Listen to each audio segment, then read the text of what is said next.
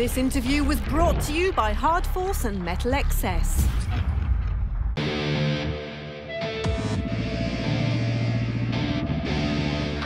What's it like to be the founder of one of the world's most famous bands? To have lived through the excesses of the 80s and 90s? And to be part of several independent projects in today's ever more difficult music industry? We're talking about Duff McKagan, of course, who today is first and foremost bassist in Walking Papers. For the last 15 years, he's also played in his other group, Loaded, choosing artistic fulfillment above commerciality.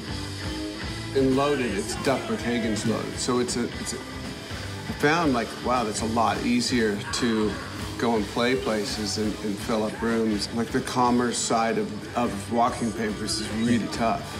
Yeah. Especially in this day and age when people don't really buy records.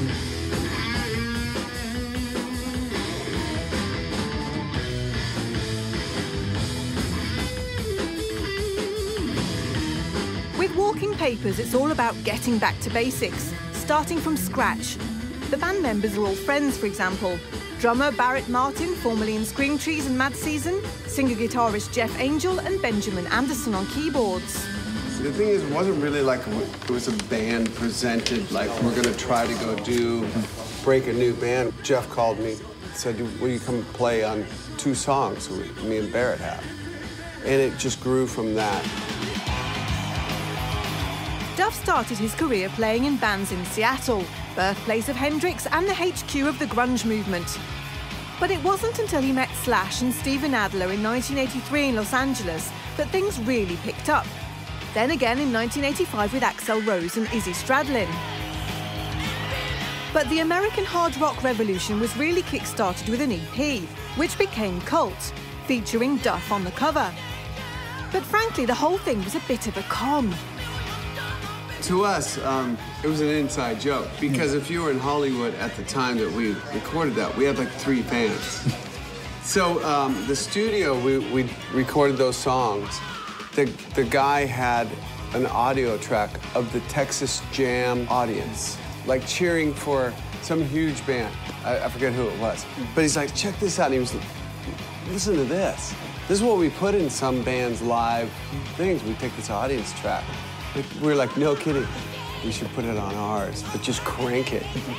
So yeah, it's like 80,000 people. And it wasn't even an inside joke. We thought everybody would get it. Yeah, no, that EP I have fond memories of making, and us that thing kind of getting us a grassroots following more places than we thought it would. That's putting it mildly. Guns N' Roses became one of the rock world's biggest and most successful bands in less than 10 years. They led excessive lifestyles at the time too. Does Duff have happy memories of it, or are there any regrets? I look at that whole thing as sort of a really wonderful ride. It was 5 guys who did it on their own. You know, whatever came later, a few years later, at least in my case, the drinking and the drugs, it was all around, you know? It was not just our band, it wasn't just, it was everybody. And for me, I have that extra gene in me that tells me that's a great idea to drink and do as much drugs as you can do, and you can't stop. It was actually a great experience for all of us, and we rose from nothing to, you know, eventually playing stadiums. And you know, we were kind of, I guess, too young to deal with it the right way, or to take a step back. We were too young to stop, and take a step back and sort some stuff out. But that was the path that was meant to be. When he sees a poster in the street advertising an Axl Rose concert with Guns N' Roses, does it make his heart pinch? I wondered for a while, like, how would that affect me if he goes on and like, because I'd heard he was getting the other guys and he was going to go out with the name. I'm like, what? Really? And I thought it might be heartbreaking for me. So when I finally did see him in London, it was just by chance, and it didn't have any of that effect on me at all. I had a good time. I think it was all fine and good, and And I felt really good that it did feel genuinely fine and good, and like a chapter. It wasn't the band. They're good, great, they're great. But it wasn't, I guess what I thought I would be missing is my band. In 1993, while still in GNR, Duff brought out his first solo album, Believe in Me. Then he created Loaded and went on tour.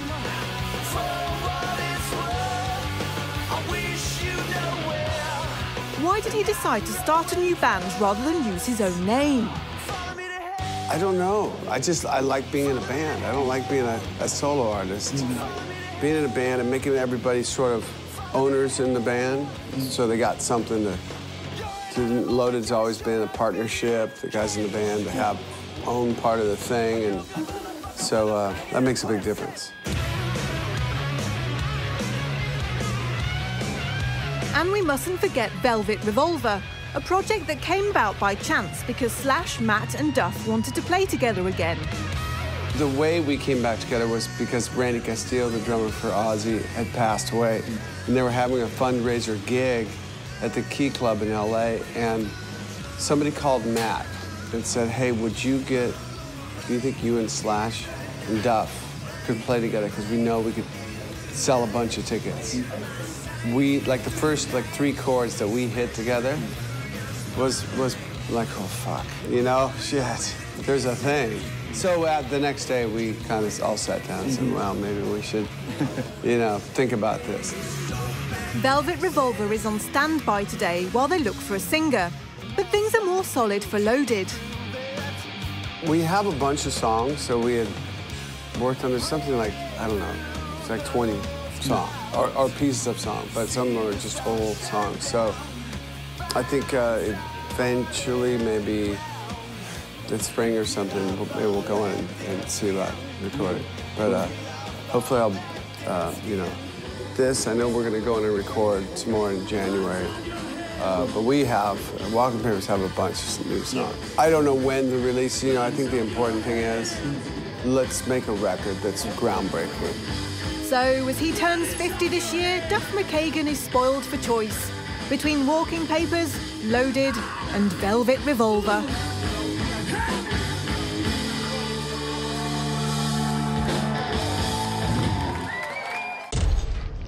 This interview was presented by Hard Force and METALXS.